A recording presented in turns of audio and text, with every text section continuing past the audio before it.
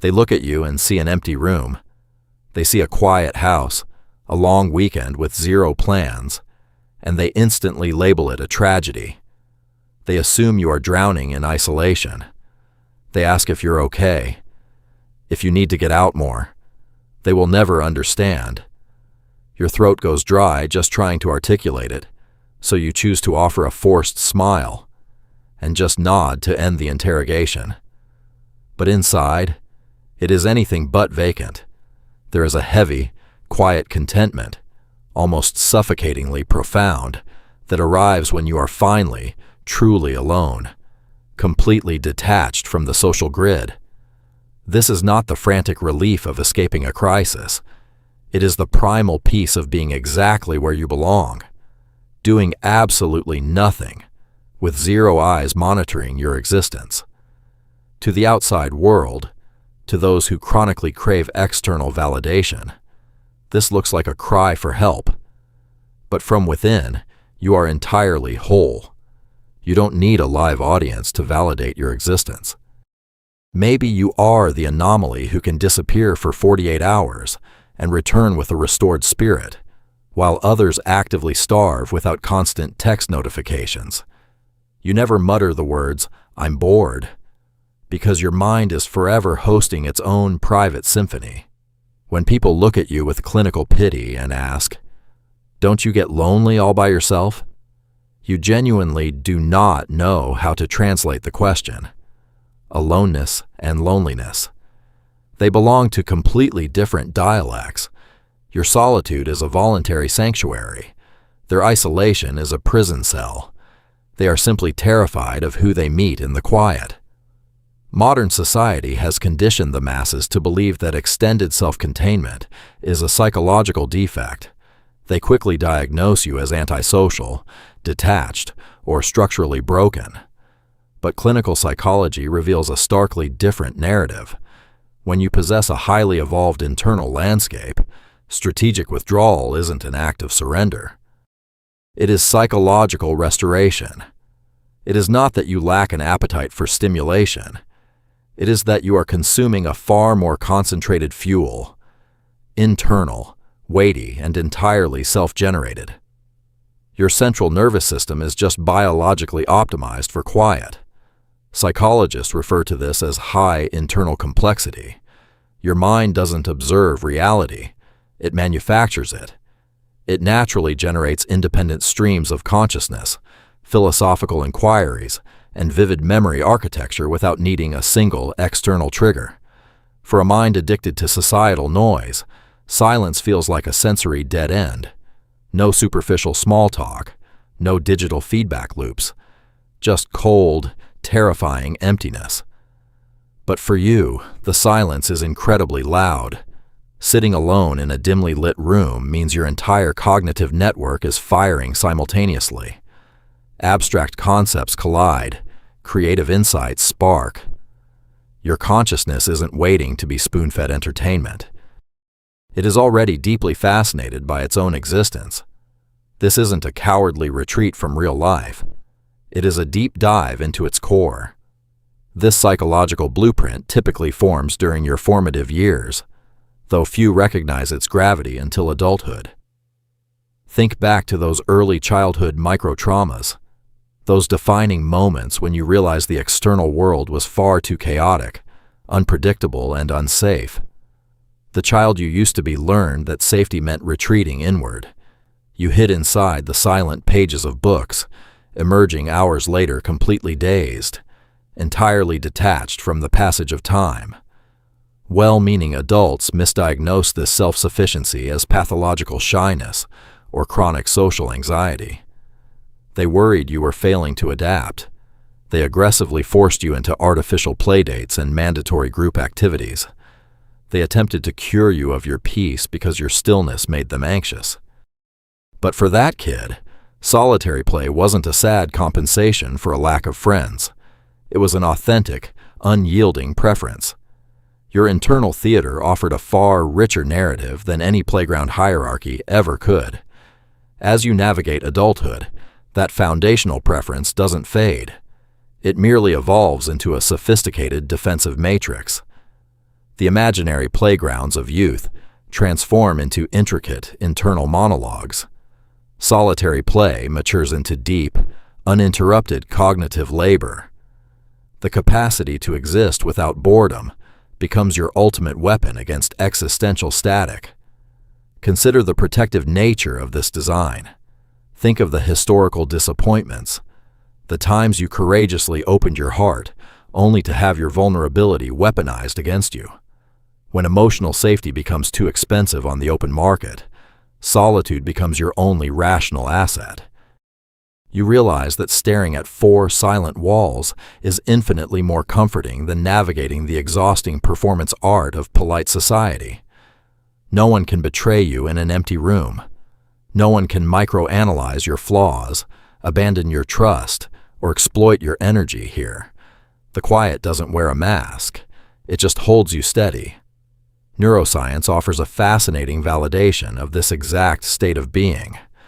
Functional brain imaging reveals that individuals who thrive in solitude possess entirely distinct neural baseline patterns during periods of rest. Your default mode network, the specific neural circuitry responsible for inward reflection, remains highly active even when you are seemingly doing nothing. While a social extrovert's brain interprets a silent room as an emergency state of understimulation, your brain experiences it as an absolute luxury. It is a cognitive green light, an exclusive window to process the raw data of your life without external interference. Without needing to perform, it allows you to digest old grief and hidden traumas without the added tax of keeping up appearances. This is precisely why social interaction, even with people you genuinely love, feels so staggeringly expensive. It isn't a matter of malice. It is a matter of cognitive economy. Connecting with the external world requires you to forcibly suppress the internal dialogue that is already running. You have to pause your own profound thoughts just to track their superficial updates, and that constant context switching drains your battery to zero. You return home feeling utterly hollowed out. We currently inhabit a hyper-connected culture that pathologizes stillness. Silence is aggressively loud, systematically filled with endless media streams. Solitude is continuously disrupted by digital notifications. Empty moments are hijacked by the cult of hyperproductivity. The modern world is profoundly terrified of an unmonetized mind. Your ancestors spent massive epochs of time entirely alone with their thoughts during repetitive, analog tasks.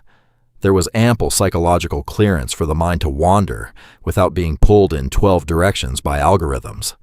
Today, we celebrate frantic busyness as a virtue and treat deep thought as a waste of time. They ask, "What did you accomplish this weekend?" with an undercurrent of judgment, as if rest is a moral failure.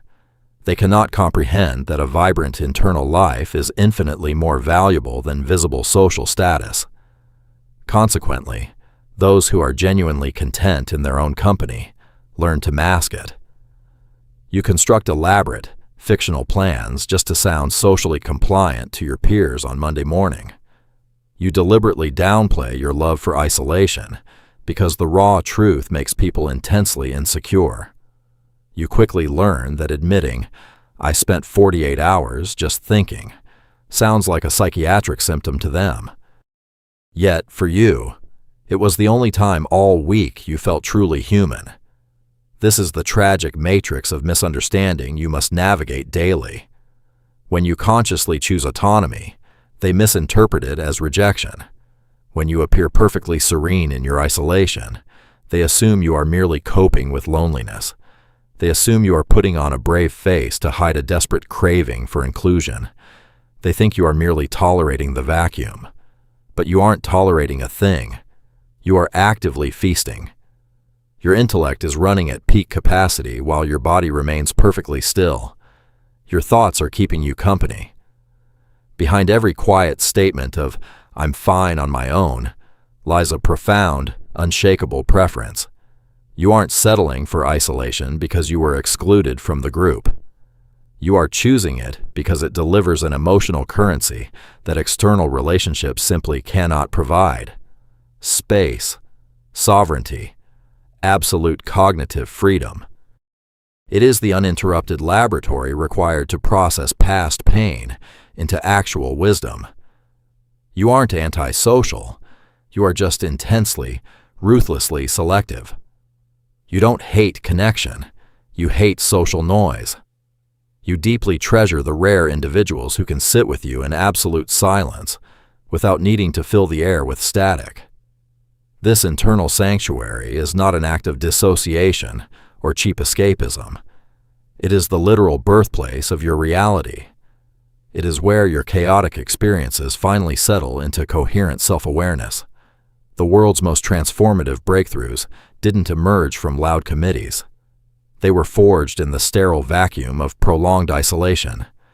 True creation demands that you take everything the chaotic world threw at you, retreat to your cave, and sit with the debris until it forms a map.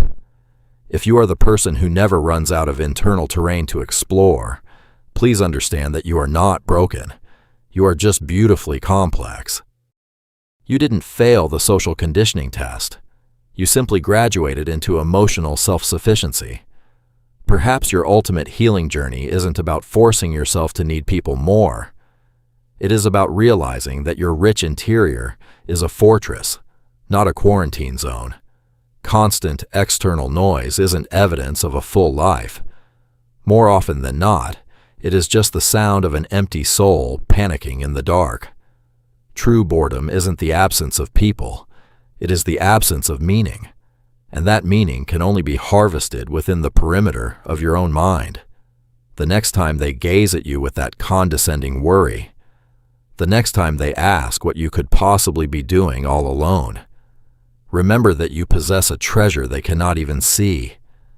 Your mind is an exquisite companion. Your thoughts are an infinite landscape, and you are already entirely complete. To be fair, there will still be those heavy nights when the cold settles in, when the old traumas throb like an old wound, and you crave to be deeply seen by another human being. That isn't a failure of your design. That is just the human tax. But those long, sacred stretches of absolute stillness, they belong entirely to you. You aren't missing out on the world. You are quietly absorbing it. You are no longer terrified of who you are when the social static fades. You are finally at peace with the person you find there. Not lonely. Complete. Not isolated. Awake. Walk gently. Your silence is your power.